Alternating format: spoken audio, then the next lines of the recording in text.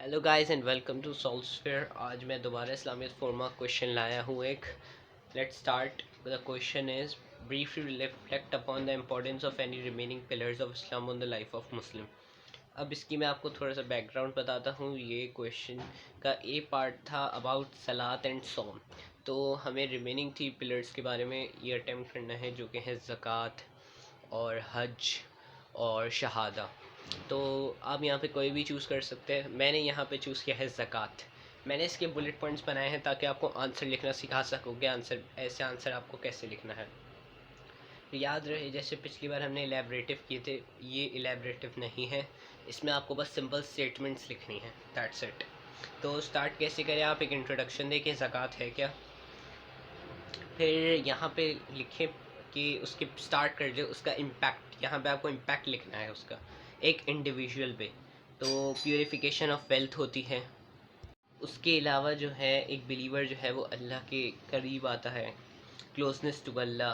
उसके बाद आप एक कोई वर्स या फिर ट्रेडिशन डालते हैं, उसका जो आप उसके बाद उससे जो है आपका आंसर होगा वो स्ट्रेंथन हो जाएगा, अच्छा हो जाएगा आपका आंसर। और एक बिलीवर जो कि पे कर रहा है ज़कात, उसको स्पिरिचुअल सेटिस्फेक्शन मिलती है। ये हैं कुछ बुलेट पॉइंट्स जो कि आप अपने आंसर में शामिल कर सकते हैं। अगर आप ज़कात पे लिख रहे हैं, आप अगर हज पे लिखिए तो उसके अपने होंगे, शहादा पे लिखें तो उसके अपने होंगे। मैंने एक सैम्पल आंसर भी लिखा है इसका, मैं आपको दिखाता हूँ अपना सैम्पल आंसर। तो ये देखिए, ये है मेरा sample answer. Hardly around 6 to 7 lines का है। Let's start. ज़कात literally means to purify in its fourth pillar of Islam. मैंने एक इंट्रोडक्टरी लाइन रखी, it purifies the remaining wealth of a person. एक इम्पैक्ट बताया, it brings us closer to Allah as believers sacrifice their wealth for Allah. एक और point बताया। उसके बाद मैंने एक ट्रेडिशन डाला, the holy prophet said any wealth that includes the amount of ज़कात इज डिस्ट्रॉयड। फिर मैंने एंड में एक और इम्पैक्ट लिखा, it instils spiritual happiness in the hearts of believers. तो एक परफेक्ट आंसर है। अब हम मूव ऑन करते हैं नेक्स्ट क्वेश्चन की तरफ। So let's start. Why is belief in angels important for Muslims. ये एक और फॉर्मा क्वेश्चन है और ये भी सिंपल स्टेटमेंट्स वाला है। हमें 2 to 3 स्टेटमेंट्स लिखनी है। इसमें मैंने बुलेट पॉइंट्स नहीं बनाए ताकि मैं आप लोगों के साथ मिलकर बनाऊँ और आप लोगों को आइडिया हो कि कैसे बनाते हैं। सबसे पहले इसमें मैं डायरेक्ट स्टार्ट करता हूँ, क्योंकि इम्पैक्ट एक और इम्पैक्ट वाला सवाल है।